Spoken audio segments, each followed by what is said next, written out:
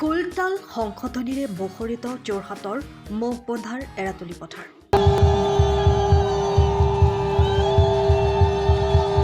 লাইখুটা স্থাপনৰ জৰিয়তে শুভাৰম্ভ হ'ল শ্ৰীমন্ত শংকৰদেৱ সংঘৰ ৯৪ সংখ্যক বাৰ্ষিক অধিৱেশনৰ।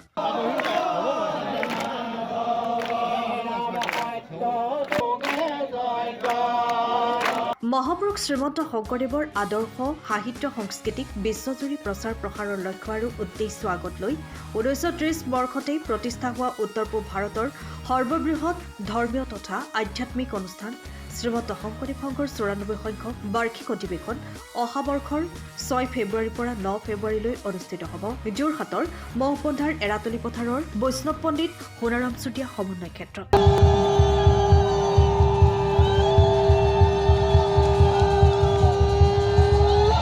সেই অনুসৰি আজি অসমৰ জাতীয় জীৱনৰ অবিচ্ছেদ্য অংগস্বৰূপ শ্ৰীমন্ত শংকৰদেৱ সংঘৰ এই আগন্তুক ৯৪ সংখ্যক অধিৱেশনৰ লগত সংগতি ৰাখি আজি পবিত্ৰ লাইখুটা স্থাপন কাৰ্যসূচী অনুষ্ঠিত কৰা হয়।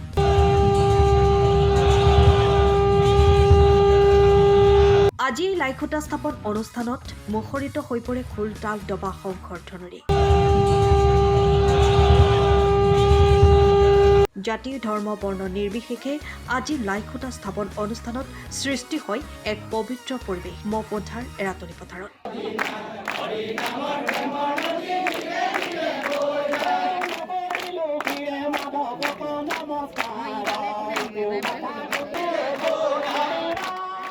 এক কথাত ক'বলৈ গ'লে আজি ৰাজ্যৰ ভিন্ন প্ৰান্তৰ ভকত বৈষ্ণৱৰ উপস্থিতিত দ্বিতীয় বৈকুণ্ঠপুৰীলৈ পৰিণত হয় যোৰহাটৰ মুখবন্ধাৰ এৰাতলী পথাৰ।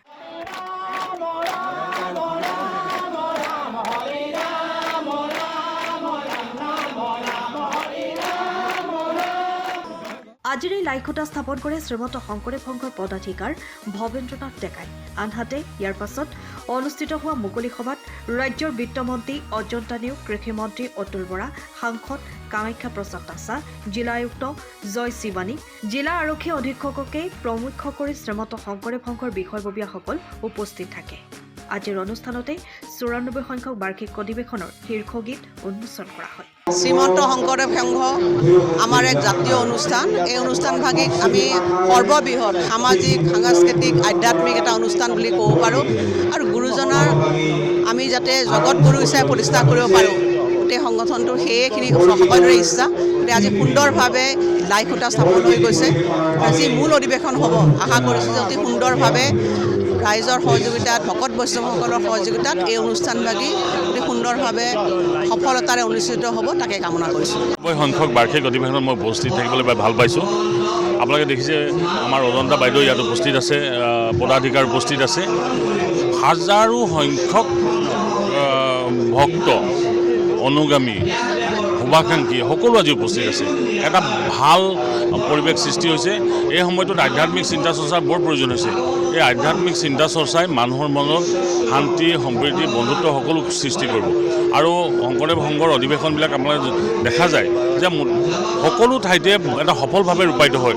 মই আশা কৰিছোঁ যে যোৰহাট জিলাৰ আতিথ্যত অনুষ্ঠিত হোৱা এই অধিৱেশনখনিয়ে মানুহক স্পৰ্শ কৰিব আৰু মানুহৰ মাজত আধ্যাত্মিক চিন্তা চৰ্চাৰ লগতে ভাতৃত্ববোধ আৰু বন্ধুত্ব এই সকলোবিলাকৰ লগতে আধ্যাত্মিক চিন্তা চৰ্চাক এটা ভাল পৰিৱেশ তৈয়াৰ কৰিব। মই ইয়াকে কামনা কৰিছোঁ আৰু সফলতা কামনা কৰিছোঁ। মোটামুটিকৈ আজি আপোনালোকে জানে যে ৯৪ সংখ্যক বাৰ্ষিক অধিৱেশন অহা বছৰ মানে ২০২৫ খ্ৰীষ্টাব্দৰ ৬, ৭, ৮, ৯ এই ৪টা কাৰ্যসূচীৰে হ'ব।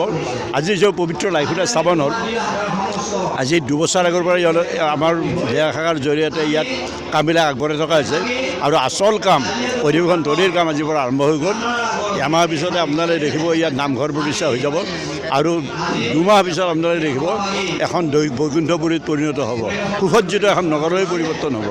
আৰু ইয়াত জাতি বৰ্ণ ধৰ্ম সম্প্ৰদায় নিৰ্বিশেষে সকলো দল মত সকলো জাতি উপজাতিৰ মানুহবিলাক শ্ৰীমন্ত শংকৰদেৱ সংঘৰ নেতৃত্বত ওচৰৰ জিলাবিলাকে ইয়াত সহযোগিতা কৰিছে। গতিকে চাৰিওফালৰ পৰা চৌদিশৰ পৰা জয় জয় মহিমা আৰু মোৰ বিশ্বাস আৰু আস্থা যে আমাৰ সেৱা বাহিনী আপোনালোকে জানে যুৱ সংগঠন আৰু আই মাতৃসকল আছে। মই সদায় কওঁ যুৱ সংগঠন যুৱক যুৱতীসকলে কৰিব নোৱাৰা কাম একো নাই। তেওঁলোকে যে হাইড্ৰোজেন দিছে আৰু আই মাতৃসকলে যে হাইড্ৰোজেন, এই দুটা মহাশক্তিৰ মিলনত গোটেই কথাবিলাক সহজেই যাব আৰু আমাৰ গোটেই এই অনুষ্ঠানটোৱে প্ৰাণ পাই উঠিব আৰু সৰ্বাংগ সুন্দৰ হ'ব বুলি মোৰ বিশ্বাস আৰু পূৰ্বৰ সকলো অভিলেখ ভংগ কৰি 94 সংখ্যক অধিৱেশনে যোৰহাট জিলাক গোটেই যোৰহাটবাসীৰ ৰাইজক জিলিকাই তুলিব বুলি মোৰ আত্মবিশ্বাস আছে। সময়ৰ খবৰ সময়ত পাবলৈ ফ'ল' কৰক টাইম অফ আছাম।